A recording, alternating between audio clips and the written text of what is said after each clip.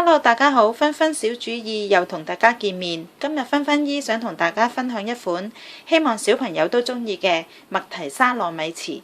我哋首先睇我哋嘅材料啊，呢度鮮奶150個 gram， 糯米粉100個 gram， 無糖可可粉10個 gram， 砂糖40個 gram。另外係預備啲朱古力粒、麥提沙啦，或者任何朱古力都可以嘅。如果大粒啲嘅可以做金沙朱古力，亦都得㗎。我哋一齊開始做呢個麥提沙糯米糍。我哋首先將我哋100個 gram 嘅糯米粉擺落個篩度，過一個篩先。好簡單，好輕易咁樣就係將個糯米粉篩一篩去啦。跟住我哋另外將10個 gram 嘅可可粉加埋落去個糯米粉度。我哋跟住就要處理我哋嘅奶同埋糖，將我哋嘅奶擺落個煲度，喺奶裏邊加入砂糖，只要微溫呢啲砂糖溶咗已經可以噶啦，就唔需要大滾噶喎。當我哋啲糖煮溶咗呢，我哋可以熄火。我哋將煮過嘅奶裏邊加咗糖，然後加落去我哋粉漿裏邊，分2次去加，將啲粉漿開咗佢先。攪勻到佢呢冇晒粒粒為止嘅喎，我哋要慢慢做呢個步驟。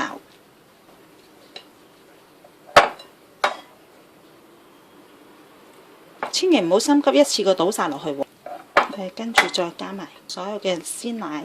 我哋一陣呢仲要隔火蒸20分鐘，唔好心急，一定要令到呢個粉漿係完全冇晒粉粒為止嘅。好啦，我哋呢度呢已經開好晒我哋嘅粉漿。另外我哋預備一隻碟，將佢掃少少油。食用嘅油或者菜油都可以，將我哋嘅粉漿倒咗落去，我哋仲要蒸。佢而家呢，你見到稀呢唔緊要㗎，因為我哋蒸熟咗啲粉呢，結身啲㗎啦。我哋嚟到呢邊呢，我哋就要煲滾啲水，將佢擺落去，隔水，大火蒸佢20分鐘，直至啲粉漿熟啦。我哋蒸佢20分鐘。我哋蒸熟咗啲糯米粉呢，就深色好多㗎。正話好似好稀咁呢，而家蒸熟咗呢，就已經可以㗎啦。咁我哋要攤凍喎，而家因為太熱呢，我哋係包唔到我哋嘅朱古力㗎喎。咁我哋攤凍大概半個鐘啦。咁然後我哋翻嚟再包我哋嘅麥提沙朱古力。需要嘅呢，就要另外預備啲可可粉，同埋我哋需要預備一對手套嘅。我哋轉頭翻嚟見啦。我哋啲粉呢攤凍咗之後呢，咁我哋將佢平分啦。咁大概呢，就1個茶匙到1粒糯米糍嘅。戴手套呢，佢攤凍咗呢，就唔會話好黐嘅啫。咁只要呢，我哋將佢咪開少少，咁呢，我就攞粒麥提沙，我特登用粒粉紅色俾大家睇得清楚啲啦。然後呢，用隻手指撳咗粒麥提沙入去，捻粒糯米糍上嚟。嗱，咁呢，我哋已經係封咗個口噶咯喎。略為搓一搓翻圓佢，做翻個圓形啦。我哋加啲可可粉啦，呢隻係特濃可可粉嚟嘅。嗱，咁樣做咗呢，我哋粒糯米糍呢就已經完成啦，就咁樣圓形一粒啦。我哋再做多粒啦。咁呢，撳一撳開佢，攞一粒麥提沙擺喺一粒糯米糍嘅中間啦，揾啲手指公撳一撳落去，包住佢咁樣，已經係黏實晒啦。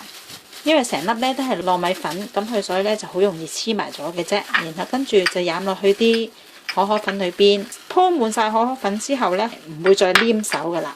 咁樣再搓翻完佢，咁咪得咯。